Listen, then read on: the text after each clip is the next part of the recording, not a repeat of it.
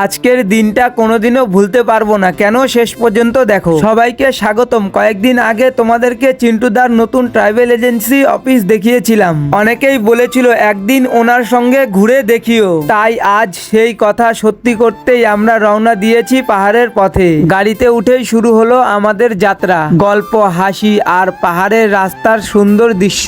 কখন যে সময় কেটে গেল বুঝতেই পারিনি। পথে একের পর এক সুন্দর ভিউ পয়েন্ট। থামলাম, ছবি তুললাম, প্রকৃতি উপভোগ করলাম। মনে হচ্ছিল যেন বাস্তব জীবনের মাঝে এই কয়েক ঘন্টা যেন সবচেয়ে শান্তির। চিন্টুদার একটা জিনিস আমার সবচেয়ে ভালো লেগেছে, শুধু গন্তব্যে পৌঁছে দেওয়াই নয়, পুরো সফরটা সুন্দরভাবে উপভোগ করা। দিকেও দাদা খুবই খেয়াল রেখেছে। আজকের দিনটা আমাদের কাছে খুব সুন্দর একটা স্মৃতি হয়ে থাকবে। তোমাদের কেমন লাগলো জানিও। আর যদি এমন আরো ভ্রমণের ব্লগ দেখতে চাও তাহলে ভিডিওটা লাইক, কমেন্ট, শেয়ার করতে ভুলো না।